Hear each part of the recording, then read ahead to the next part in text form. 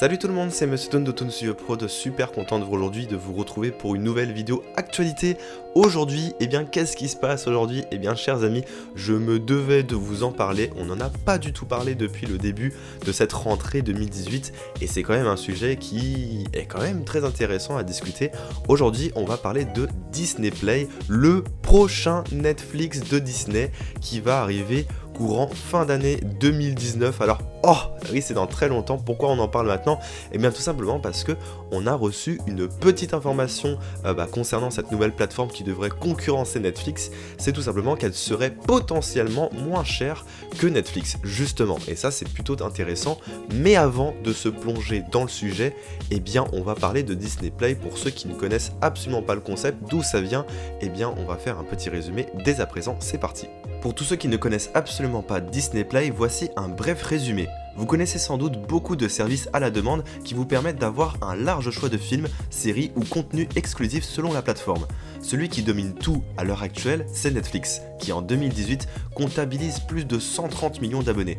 C'est à ce moment-là que vous devez dire « Waouh !» Arrive ensuite MyCanal en France avec 19% en part de marché. Vient ensuite SFR Play et Amazon Prime Video qui arrivent en fin de classement. De nos jours, c'est beaucoup plus simple d'effectuer un abonnement de service à la demande car les prix sont attractifs. Généralement proposé à moins de 10 € par mois sans engagement et très souvent avec un mois gratuit, c'est une tendance actuelle qui plaît énormément auprès des consommateurs. Maintenant, si vous avez suivi l'actualité, vous avez peut-être dû remarquer que Disney a créé une certaine polémique dans le marché cinématographique. En effet, après avoir acheté Pixar, Marvel Studios ou encore Lucasfilm, la Walt Disney Company ne s'arrête pas là. Et encore une fois cette année, ils ont fait très fort, avec sûrement le plus gros rachat de l'univers, celui de la Fox. Et ce, pour la modique somme d'environ 71 milliards de dollars. Voilà. Malgré ça, une vague d'incompréhension s'est acharnée sur Disney et tout le monde reste très dubitatif sur le monopole qu'entreprend Disney en rachetant tous les studios un à un. Mais finalement, le but de Disney n'est tout simplement pas de racheter des licences de tous les côtés pour créer de nouveaux films, c'est tout simplement pour concurrencer Netflix avec sa future plateforme Disney Play. Depuis quelques années, Disney travaille actuellement sur ce qui devrait être un potentiel danger pour Netflix. Un service d'abonnement à la demande avec toutes les licences Disney, à savoir Marvel, Star Wars, Pixar, Disney et désormais Fox. La plateforme proposera des séries originales Disney Play, tout comme Netflix ou Amazon. Mais ce n'est pas tout. Le président de la Walt Disney Company, à savoir Bob Iger, a même annoncé que Disney Play serait une plateforme moins coûteuse que Netflix. Beaucoup d'autres annonces ont été dévoilées, notamment celle d'une potentielle série live Star Wars qui arriverait au démarrage de la plateforme. Le choix va donc être extrêmement rude entre Disney Play et Netflix, et ça prévoit en plus d'ouvrir sa plateforme en fin 2019, ce qui nous laisse le temps de bien réfléchir. Alors voilà, du coup, le topo pour Disney Play. Alors, qu'est-ce que j'en pense concrètement de cette plateforme? Alors, vous le savez peut-être ou non, moi je suis abonné déjà à Netflix depuis plus d'1 an. Donc c'est vrai que j'ai eu le temps un petit peu de regarder tout le catalogue au niveau des séries originales Netflix et tout le reste. Je pense que vraiment le gros problème qu'a Netflix finalement, qui peut être un énorme avantage finalement sur Disney Play, finalement c'est le catalogue de films. Et je parle pas de séries, là je parle vraiment de films.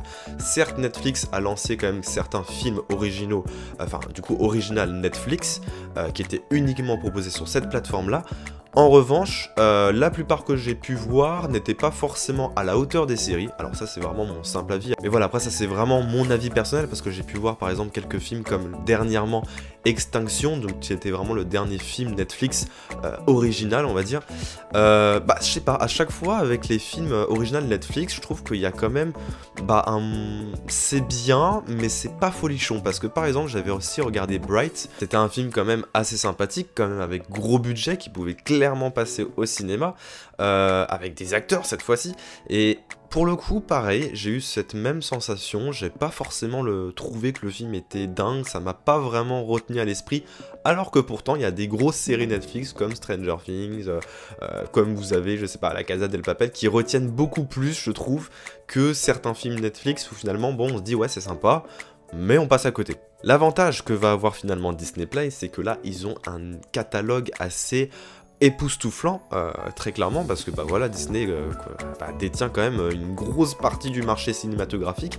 On a quand même Marvel, on a quand même Star Wars, on a Fox, on a Pixar, on a Disney, on a les Disney Animation Studios aussi, et les Walt Disney Ah, du coup, Pictures aussi, donc ça fait quand même beaucoup. Donc comment vous dire, en fait, le choix va être vraiment pas du tout pareil, parce que finalement, je pense que sur Netflix, il va toujours y avoir quand même ces séries qu'on ne retrouvera pas du tout sur Disney Play, parce que voilà, ça va toujours rester assez limité, et surtout assez, j'ai envie de dire... Et au niveau de la limitation d'âge, je pense que Disney va pas vous sortir du American Horror Story. Voilà, même si c'est Fox par exemple, il faut savoir que Fox, voilà, c'est quand même des films ou des séries plus ou moins violentes par moment. Et je pense qu'il y a des choses comme ça qui ne sortiront pas sur la plateforme Disney Play parce qu'ils savent très bien que ça s'adresse plutôt à un public familial plutôt que comme Netflix où finalement ça s'adresse un petit peu à tout le monde. Ou même Netflix a pensé à une stratégie très simple finalement, c'est de lancer Netflix Kids qui permet seulement d'avoir les contenus familial ou pour enfants plutôt que d'avoir les séries qui sont plus 18, plus 16 par exemple. Donc je pense que c'est là où il va y avoir un vrai fossé entre Netflix et Disney Play, c'est vraiment ces contenus qui vont pas du tout parler de la même chose et surtout ça va pas du tout être la même ambiance quoi. Sur Netflix on a des séries quand même qui sont pour la plupart quand même beaucoup plus matures, beaucoup plus travaillées, beaucoup plus cinématographiques que dans un Disney où finalement ça va peut-être plus être des séries animées peut-être pour la plupart du temps, ou par exemple avec ce qu'ils prévoient très prochainement du coup avec cette plateforme, une série live Star Wars.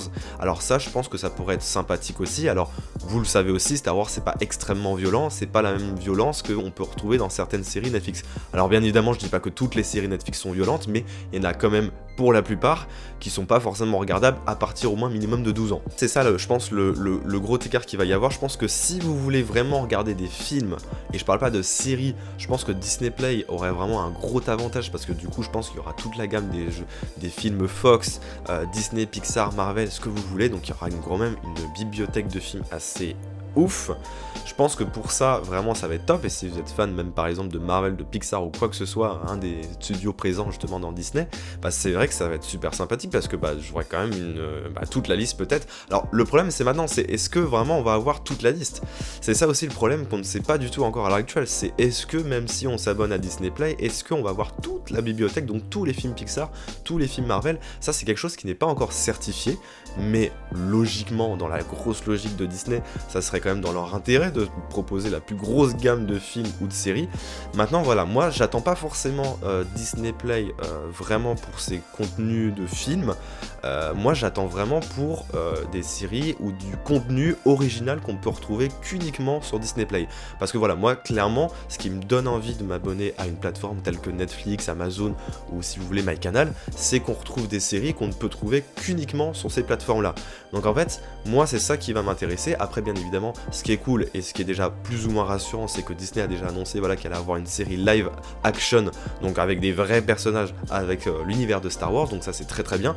J'ai entendu dire aussi qu'apparemment il y aurait une série animée sur l'âge de glace. Alors ça,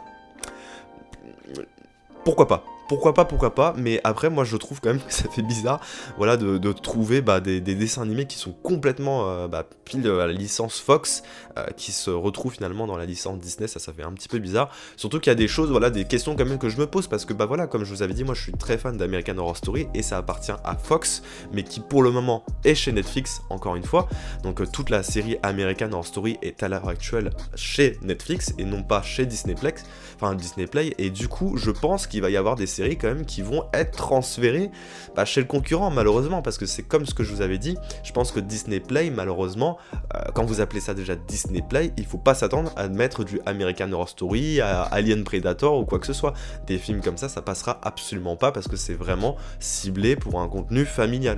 Clairement c'est un public familial ce qui est visé avec Disney Play. Donc je pense que c'est vraiment ça qui va peut-être me déranger, parce que certes ok, on aura peut-être une bibliothèque assez large en film. Après moi voilà, comme je vous ai dit, moi ce qui m'intéresse vraiment, quand j'ai envie de regarder Netflix ou tout le reste, c'est vraiment d'avoir des séries que je retrouve que sur Netflix, qui sortent assez rapidement, parce que l'avantage qu'a Netflix, c'est que vous n'êtes pas aussi limité à attendre un épisode par semaine. Généralement quand vous avez toute une nouvelle saison, vous avez toute la saison qui est dévoilée d'un coup, et ça c'est quelque chose qui évite justement d'être frustré. Je trouve que ce rythme là est beaucoup plus sympathique que de justement de vous dire ah bah tiens la saison 2 va sortir mais il y aura un épisode par semaine. Moi je trouve ça beaucoup plus frustrant, parce que des fois on en a un peu marre d'attendre une semaine, on aimerait bien juste regarder la saison 2 à notre rythme en fait, et je trouve que bah voilà, il y a des choses comme ça qui peuvent vraiment faire la différence. Il faut savoir aussi que maintenant il y a la 4K aussi qui a été intégrée dans la plupart des services de demande à la vidéo, enfin de services d'abonnement, et du coup ça va aussi être déterminant. Est-ce qu'on va avoir un forfait UHD avec des films en 4K?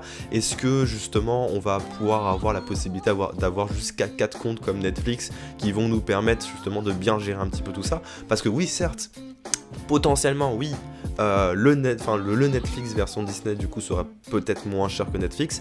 Après je pense que ça s'adresse vraiment pour le forfait de base, parce que je pense qu'il n'y a pas seulement un forfait qui sera proposé, je pense qu'il y en aura peut-être 3 ou 4 comme Netflix qui justement en fonction des besoins vous permettront d'avoir un peu plus de contenu. Donc c'est ça qui m'intéresse, parce que moi justement par exemple je viens de faire l'acquisition d'une télé 4K, donc je trouverais ça beaucoup plus intéressant de regarder des films par exemple Marvel ou Star Wars en 4K. Là par contre je dirais ok, là ça vaut le coup, c'est super. Et surtout, est-ce qu'ils vont proposer aussi un mois gratuit comme la plupart des autres? Je pense que oui, mais on ne sait jamais. Enfin voilà, pour l'instant on n'a pas forcément vraiment beaucoup d'informations au sujet de Disney Play. On sait juste que voilà, ça va sortir en 2019, donc soit dans plus ou moins un petit peu longtemps quand même. N'hésitez pas justement dans les commentaires à me dire un petit peu vos avis concernant cette plateforme. Qu'est-ce que vous en attendez très clairement, qu'est-ce que vous aimeriez voir, et surtout bah entre Netflix et Disney Play, est-ce que bah, vous serez plutôt sur les deux plateformes en même temps, ou alors il y en a un des deux finalement où vous préférez déjà et que vous n'avez pas forcément envie de quitter? Je serais quand même assez intéressé là-dessus. Voilà, c'est donc la fin de cette petite vidéo, j'espère qu'elle vous aura plu et un petit peu éclairci sur Disney Play. On aura sûrement beaucoup plus d'informations qui arriveront du coup à la prochaine D23 Expo, parce que je pense que voilà, on va rentrer enfin en 2019 et forcément je pense que Disney va un tout petit peu en parler quand même pour nous éclaircir, nous rassurer du moins. Donc voilà, n'hésitez pas, en tout cas si ça vous a plu cette vidéo, n'hésitez pas à laisser un beau petit pouce bleu, à vous abonner à la chaîne, c'est très important, et surtout à activer la petite cloche si vous voulez rien rater à la magie. Et on se retrouve très prochainement pour de nouvelles actualités, mais d'ici là je vous fais de gros poutounes. Portez-vous bien, c'était Monsieur Toon et à la prochaine, ciao ciao.